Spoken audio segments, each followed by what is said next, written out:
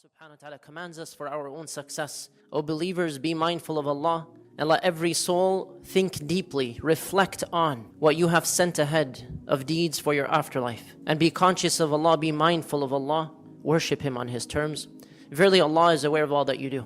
Oftentimes, it may feel like the world is burning. It may feel like everything is bad. It may feel like there's no hope left in the world. Oftentimes, people express a sentiment of helplessness. There's nothing left to do. Or a sense of being demoralized. I cannot possibly try again. And there's this concept within psychology of learned helplessness. And this particular phrase, this particular concept refers to a situation where someone has tried repeatedly or experienced difficulty to change a situation, but they've given up. They feel like there's no hope anymore. There's no point of trying. Although in this particular case, there's something they can do to change their circumstances. What are examples? Students.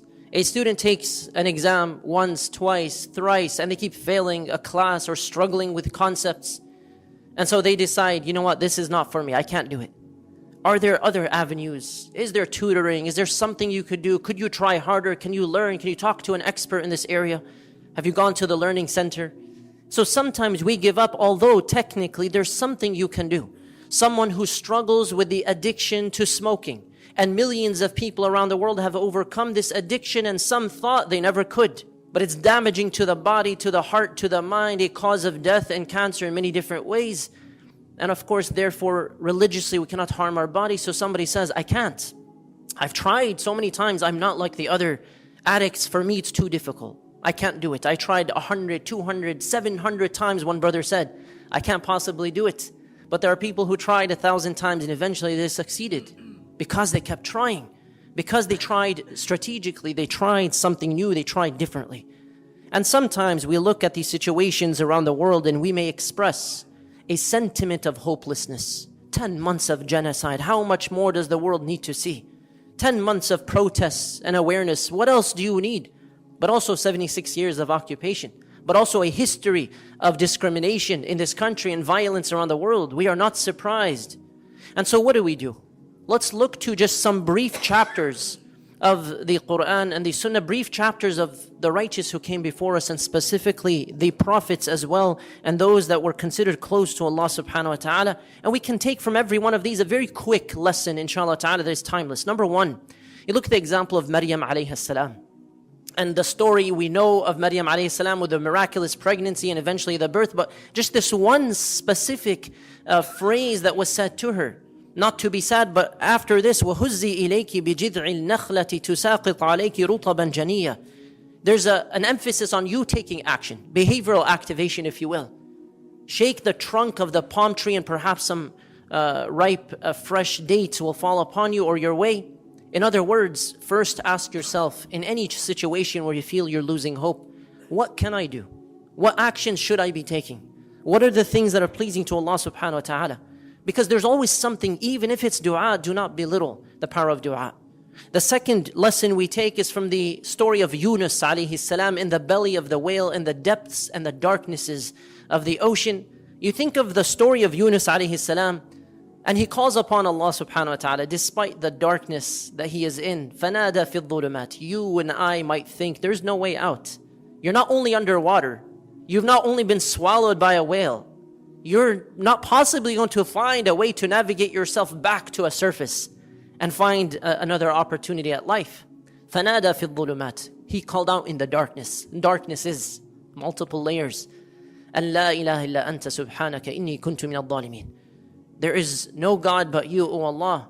You are perfect. Subhanak. You are perfect, O Allah, in your wisdom, in your decree, in my test. You are perfect, O Allah.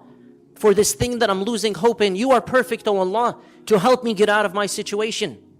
Inni kuntu min al-zalimin. When you say, Inni kuntu min al-zalimin, I have been amongst the wrongdoers, I have certainly done wrong. We take from this story a number of lessons. Amongst them, sometimes our frustration may cause us to do things that we regret later on. And we are always reminded to think through before you act, because there is going to be accountability later. There might be consequences for the words that you speak, for the text that you send, for the way you react to your husband, to your wife, to your parents, to your children, to a Muslim, to a non-Muslim.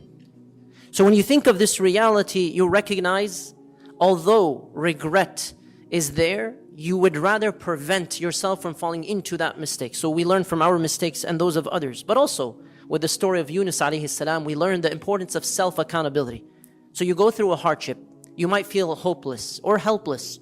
You look at Gaza and Sudan. You might feel hopeless or helpless. You ask yourself, what is my role in this?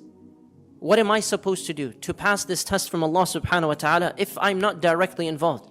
But if it is directly about you, is there something that I did that could have caused this of sinfulness? Because oftentimes we want to change the world and change our situations, but we don't want to change ourselves. And Allah subhanahu wa ta'ala commands us to look within. Inna Allah la yughayyiru ma biqawmin hatta yughayyiru ma bi anfusihim. Allah does not change the conditions of a people until they change what is within themselves. Sometimes we want to change everything external to us because addressing what is within is more uncomfortable.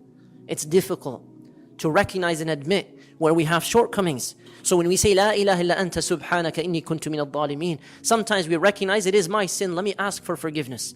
And other times we seek forgiveness from Allah because generally istighfar leads to solutions.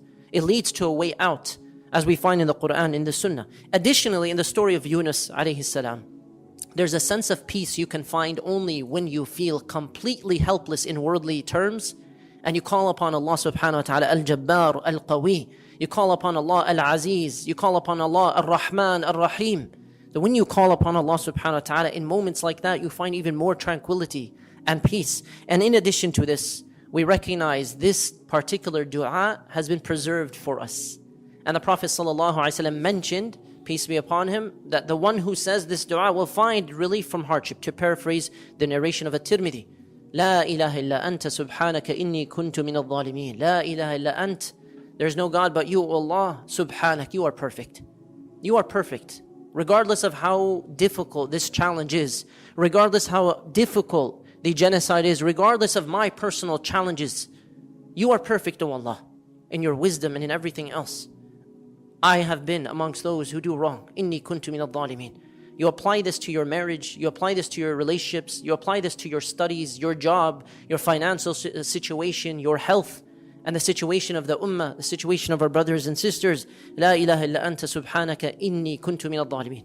Elsewhere, you look to another lesson in the stories of Musa alayhi salam, but just one particular scene. He's fleeing Egypt to Madian. He's fleeing persecution. And he sees these two sisters, these two women who need help. And he's already going through what he's going through. And he decides to help them. And then he makes dua. And in this moment, there's a really interesting additional gem, a benefit, if you will, that many Muslim psychologists have pointed out. And many of these lessons are the lessons expressed by Muslim psychologists and others. And they said, notice this, there's a lot of research indicating that when you're going through some kind of anguish or helplessness or anxiety or even depression, there's been research that finds that helping other people is an antidote to your own situation, to your own mental state, not necessarily the situation itself. But also helping others, we know, brings about a divine barakah, a gift from Allah, a blessing that may aid your situation directly too. And so sometimes you look at the helplessness that people express or the hopelessness that they have, and you say, you know what? I may not right now be able to change my situation overnight, but I'm trying. In the meantime, you notice somebody else needs help, you help. And this could be an antidote and also a cure for your own situation. You learn from the lesson of Hajar alayhi salam in the middle of a desert. We were in the bottom of the ocean. We were fleeing from Egypt. And now we're talking about the desert. Hajar alayhi salam, when she's left there, there's a psychological reframing. Is this from you or from Allah? No, this is from Allah. This command, Ibrahim alayhi salam responds, this command is from Allah subhanahu wa ta'ala. So there's an entire reframing of what I'm going through. My challenge, my test is an opportunity. So what does she do? Does she give up? She's in the middle of the desert with her baby child, and she decides to search for water. And she goes back and forth between Al-Safa and Al-Marwa, as we do when we go for Umrah and for Hajj, commemorating her sacrifices. And what do we have from this? Not only her own relief and the relief for her child, but also for all of us as we access and experience Zamzam water for the rest of humanity, for the rest of time. A reminder, every time you think of Zamzam water or drink from it, and you make dua through it, every single time you remember this did not come about without sacrifice. This came about from someone who did not give up, from someone who was in the midst of a desert. They were content with that test and they persevered. You have to take the first step.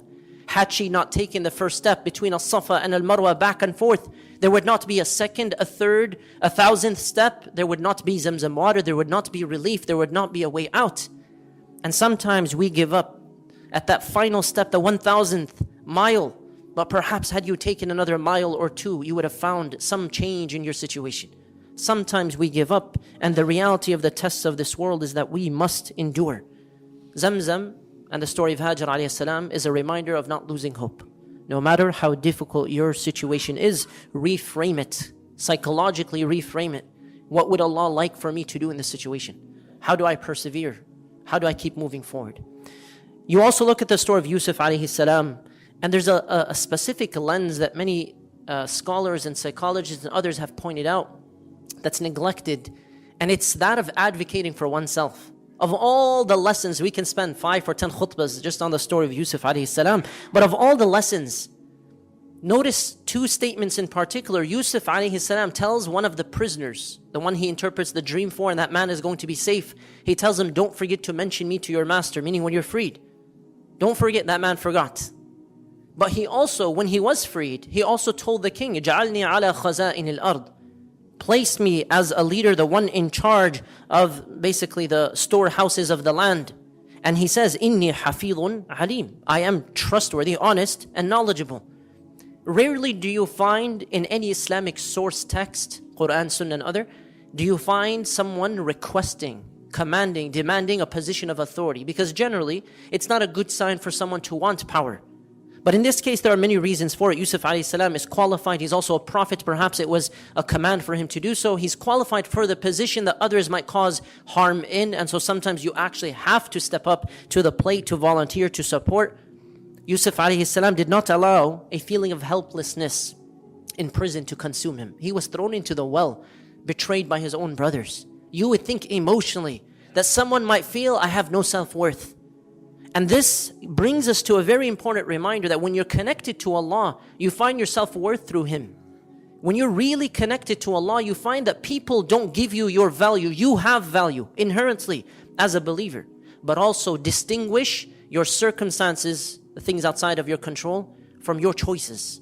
You cannot control the things that happen to you in life, but you can control what you do. And that is the test of life. We may not like it, but that is the test of a dunya. It is a type of prison.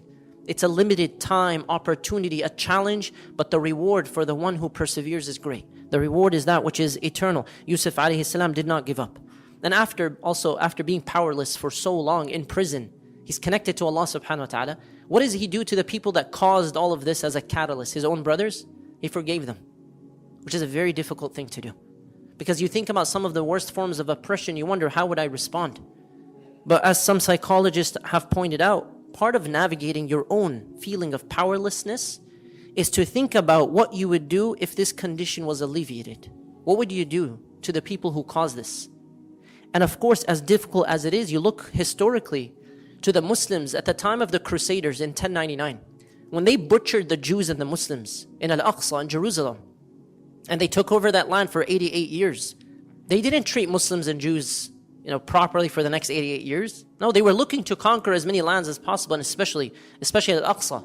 And when Salah ad-Din Ayyubi, rahimahullah, and many others that Allah subhanahu wa ta'ala utilized to pave the path to liberation for Al-Aqsa, may Allah allow us to see a free Aqsa and a free Muslim land in every place around the world, Allahumma ameen.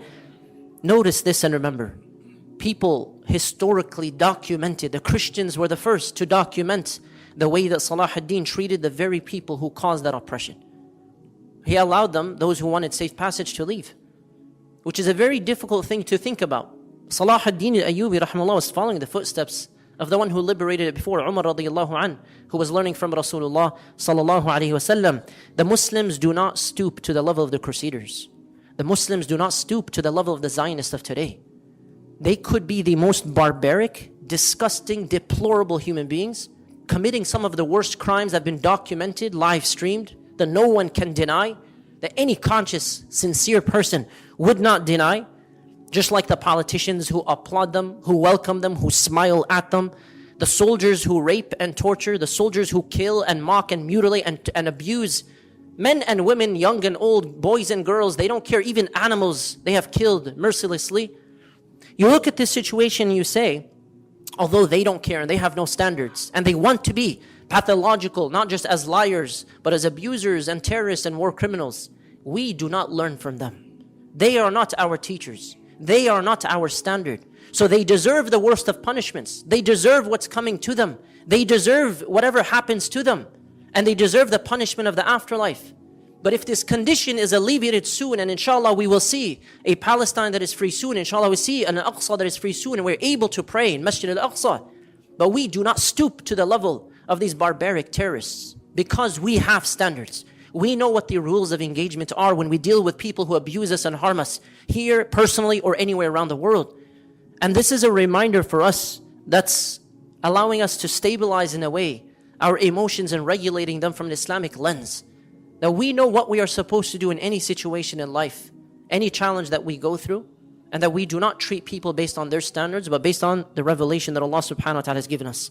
And finally, you look to the example of Nuh alayhi salam. He's oppressed. He's trying so hard to save people's lives. And he feels so helpless. They're calling him crazy. They're making fun of him. Propaganda, political propaganda against him and his followers. فَدَعَى رَبَّهُ أَنِّي مَغْلُوبٌ فَانْتَصِرْ. And every prophet and every righteous shows us dua is the first step. Turn to Allah consistently. And it's a step you never abandon. فَدَعَى رَبَّهُ أَنِّي مَغْلُوبٌ فَانْتَصِرْ. Oh Allah, I'm helpless, so help me. I'm oppressed, I'm abused, I'm being opposed. مَغْلُوبٌ فَانْتَصِرْ. So grant me victory and success. When you look at all of this, you can also take lessons that help in the tarbiyah, the development of a young Muslim too. A high school student, a middle school student, elementary school student, college students and others. And so, number one, as far as parenting advice goes, we help children differentiate factors outside of their control to the choices of influence, the sphere of influence that they actually have. The second, and we have to distinguish these two, the second is the power of helping others when we feel helpless. The importance of constantly serving and volunteering and helping, even though you may be going through your own hardship, not thinking what the whole world is about me alone, trying to help other people as well. The third is the importance of self-accountability when it comes to facilitating change. What is my role? What did I do? How can I change this? The fourth and the last point here is to divide overwhelming situations into small manageable plans, small parts and small milestones so they can be tackled accordingly. And of course, dua. When we say all the time, la hawla wa la quwwata illa billah, sometimes parents use this to respond to something their children have done, but in reality, when we say la hawla wa la quwwata illa billah, there's no might and no power except by Allah. We have to really think about what we are saying and ensure that our hearts are present. La hawla wa la quwwata illa billah. Do not give up on dua. Do not give up on resilience. Do not give up on the actions you can take, on self-accountability, on manageable plans, on uniting with others. May Allah forgive us and grant us relief. And for our brothers and sisters in every land and place, ask Allah for forgiveness. He is the oft-forgiving, the ever-merciful.